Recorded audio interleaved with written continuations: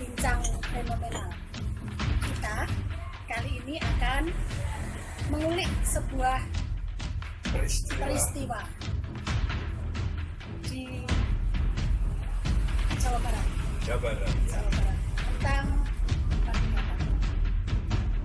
ya geli, ya teman. Geli sangat memprihatinkan di masa pandemi seperti ini. Ada kabar-kabar yang ya itu kan jadi fitnah ya, Bu. Fitnah dan pembodohan. Nah, sekarang begini loh, tentang fenomena tadi. Sebenarnya kalau dari dulu dilihat, didengar, banyak kan peristiwa-peristiwa semacam itu dulu ya. Ya. Ada dulu. Kemudian dorong. Tonju. Ya. Terus kemudian banyak lagi yang diidentikan dengan Ya. Nah ini sebenarnya fenomena ini ada dari dulu ada. Nah kemarin kok tiba-tiba muncul lagi dengan yang namanya babi ngepet. Itu gimana sebenarnya? Ini nih fenomena sepertinya kalau dilihat kan fenomena masa Kementokan dalam pemikiran. Pikirnya, mentoknya dalam berpikir sehingga Orang melenceng ya. Apa mau ini? Ya. Jadi gini, itu masuk dalam misalkan ilmu pesugihan ya. Ilmu pesugihan itu ada pelihara tuyul, Betul. ada melakukan ritual babi ngepet, Ya. ada nyiborong itu tadi yang disebut itu ya. Nah, sebetulnya hal semacam ini itu mitos atau yang seperti itu sudah ada sejak dahulu kala. Mistis semacam ini sudah ada sejak dahulu kala. Namun kebenarannya sejak dahulu kala juga tidak pernah terbukti. Saya berani mengatakan tidak pernah terbukti. Tapi hasilnya hanya akan menimbulkan fitnah.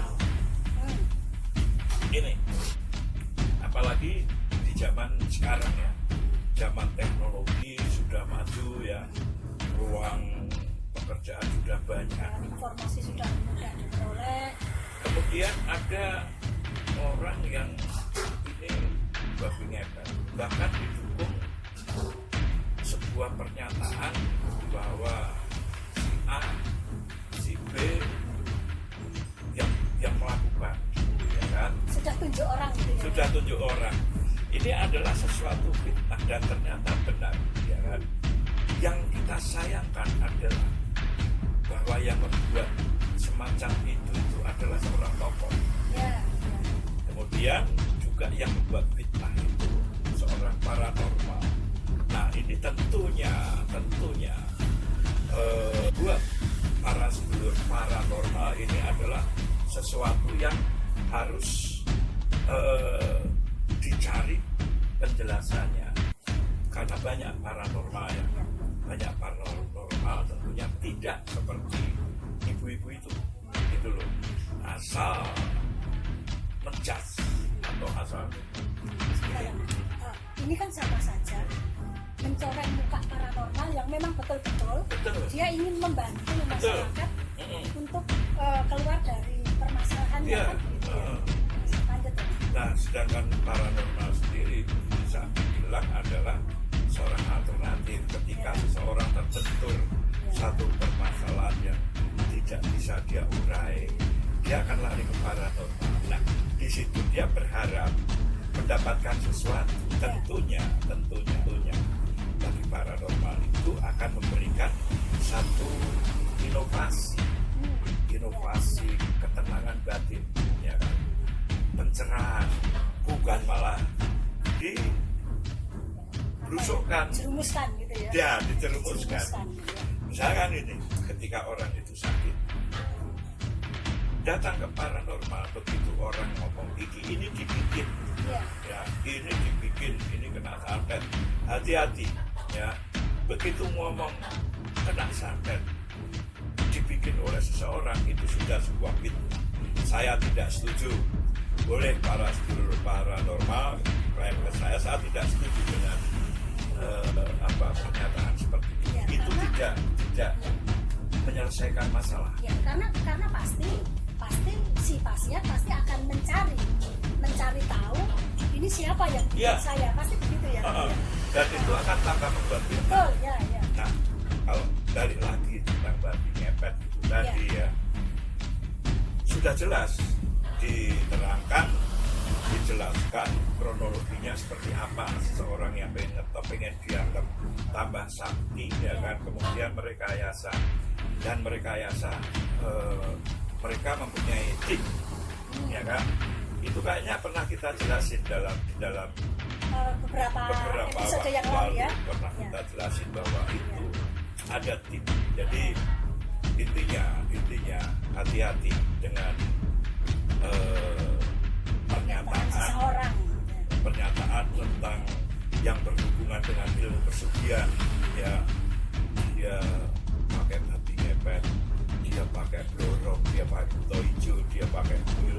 Hati-hati, Anda akan bisa terjerumus dalam fitnah kepada orang lain juga tentang santet ya. Kalau memang mengerti ya selesaikan, nggak usah ngomong, nggak usah tunjuk itu kan, nggak usah menunjuk, tapi selesaikan. Kalau memang bisa, kalau nggak bisa jangan asal nunjuk. Ini loh yang saya tidak suka gitu kan. Saya tidak suka misalkan ada orang yang mungkin jatuh cinta jatuh cinta sehingga sampai gulung kuming. Ya, dia pengen yang dia tuju itu betul-betul ke dirinya gitu ya. Terus karena tidak terbalas atau dia ini terus dengan ngomong kena pelet, ini sudah fitnah. Ini sebuah fitnah, hati-hati. Apapun itu bisa dijelaskan dengan akal sehat. Mungkin bukan baik untuk masyarakat. Kita hanya bisa menganjurkan ya bahwa jangan mudah percaya dengan apapun yang disampaikan paranormal. Dan buat oknum paranormal ya. Jangan mudah percaya apa yang disampaikan oleh oknum paranormal. Lihatlah dulu. Jangan hanya melihat dia seorang tokoh ini jangan, belum tentu gitu loh. Dan juga pada sedulur paranormal tentunya berikanlah klien para sedulur itu, berikanlah masyarakat itu satu pencerahan yang baik, satu solusi jalan keluar yang bisa diterima akal dan juga diterima oleh rasa keyakinannya. Jangan membuat fitnah karena apapun itu tentu itu dilarang oleh keimanannya. Dalam agama apapun pasti melarang satu fitnah dan tentunya akan berhadapan dengan hukum. Banyak sudah ya oknum-oknum paranormal yang terbongkar ya kan. Mudah-mudahan tidak akan ada lagi paranormal yang membuat gaduh dengan hal-hal yang maaf ya sangat bodoh sangat bodoh. Dan mudah-mudahan masyarakat sendiri itu akan tambah cerdas dengan adanya seperti ada pembelajaran. Pembelajaran. Ya. Sekarang kan informasinya semakin kita bisa lebih kita akses ya, informasinya banyak. Kemudian supaya masyarakat lebih bisa mendapat apa ya istilahnya pencerahan. Masyarakat bisa kok kalau pengen ngerti sebenarnya ada apa dan sebagainya itu bisa. Jadi ayolah belajar menjadi masyarakat yang cerdas kan gitu kan. Melepas sedikit ya. Melepas. Kenapa ini kalau ini kaitannya dengan tadi kalau dengan masalah penyakit sakit ini katanya ini katanya di Ronsen nggak ada apa-apa, di USD nggak ada apa-apa, ini di orang. Nah itu itu sebenarnya apa namanya? Kayak itu apa? Sampai sekarang itu yang saya dengar hanya katanya. Saya belum pernah melihat ronsennya seperti apa. Ketika melihat ronsennya, mungkin kita bisa urai baik oleh para medis itu sendiri dan juga alternatif. Ayo duduk berbincang gitu loh. Sampai sekarang ini saya yang terjun dalam dunia seperti itu masih dalam batasan katanya, ya belum pernah melihat bukti walaupun kita sering melihat orang di ini senjata ini tapi untuk penyakit semacam itu adalah katanya. Jadi sebaiknya juga buat yang sakit bahwa hukum dalam sakit itu tentunya ada sebab ada akibat, ya kan? Ada sebab ada akibat. Nah ini kenapa itu dicari dulu. Kalau mau ke medis ataupun ke alternatif silakan, tapi saya anjurkan bahwa itu ke medis dulu, bukan langsung alternatif dulu. Kenapa? Nanti supaya kita itu lebih cerdas. Nah, mohon maaf pada seluruh paranormal, jika orang menyampaikan bahwa paranormal itu dibilang wong pinter, gitu kan? Mudah-mudahan wong pinter ini bukan pinter ada petik minteri ya, masyarakat, gitu ya. tapi pinter bisa mencerdaskan masyarakat itu. Jadi gini Om, kalau boleh saya simpulkan dari perbincangan kita tadi, jadi bahwa kalau kaya, ada orang wanita kaya, jangan kemudian kita menuduh bahwa si A, si B, si C itu menggunakan ABC. Iya. Ya. Tapi kita lihat dulu sebenarnya kekayaan itu kan bisa diperoleh dari mana saja. Iya. Ya. Jual warisan ya bisa. Kemudian yang sekarang ini sering terlihat adalah gini loh, orang nggak pernah kerja, cuma jualan HP, ya, jualan HP, jualan laptop, tapi nggak kaya. Ternyata dia punya usaha saham misalnya, ya kan? Jual beli saham dan sebagainya. Itu kalau masalah kekayaan ya.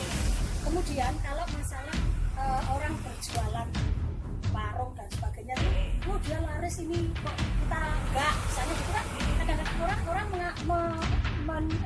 menjudge kan, ya, itu pakai ini. Padahal dia tidak belajar bahwa kok bisa begini ya. Gitu loh. Oh ternyata di sana makanannya lebih enak, pelayanannya lebih baik, kemasan dari makanan itu lebih baik, kan gitu. Kemudian kalau soal penyakit, kadang-kadang gitu, banyak memang masyarakat itu yang datang ke paranormal itu supaya disembuhkan. Padahal paranormal ini kan bukan dokter, yang dia tidak belajar tentang ilmu kesehatan. Nah, kalau dari perbincangan ini tadi, kesimpulan saya adalah bahwa datang ke paranormal itu lebih pada menenteramkan hati, ya. Sebab kan, menurut ilmu kesehatan kan 70% itu rasa, istilah hati kita, 30% itu asupan makanan kan, gitu loh.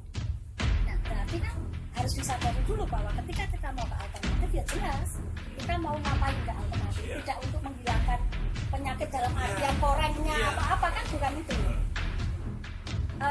Yang mau disampaikan apa ke masyarakat?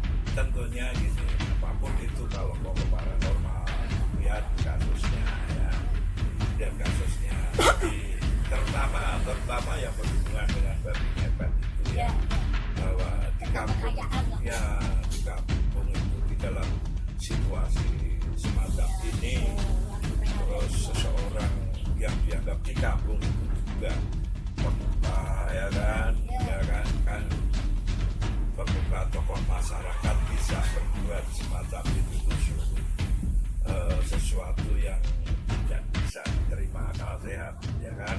Sangat disayangkan ya. Kemudian yang perempuan itu juga ibu-ibu itu ya, kembali lagi bahwa dia ngaku paranormal dan bisa menjudge si A, si B itu sangat-sangat tidak mulia, ya kan?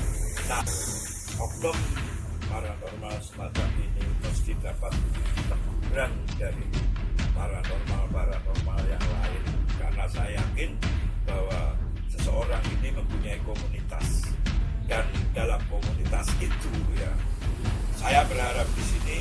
juga bisa menjadi satu pengalaman untuk satu keputusan ketegasan yang mana bisa berharap kepada para normal yang lain agar jangan sampai membuat fitnah, baik itu klien dalam persoalan apapun ya. Itu saja, karena sayang sekali paranormal yang begitu banyak ya, dan tentunya banyak berjasa juga bagi orang-orang ya kan, kemudian dihancurkan hanya untuk kepentingan yang tidak bermutu. Itu harus dilawan. Kemudian sedulur semua, perbincangan kita tentang fenomena adanya perbudakan bentuk kekayaan. Yang harus kita garis bawahi adalah jangan kita memfitnah seseorang tanpa dasar. Saya fitnah ya, pastinya tanpa dasar. Oke, demikian sedulur semua.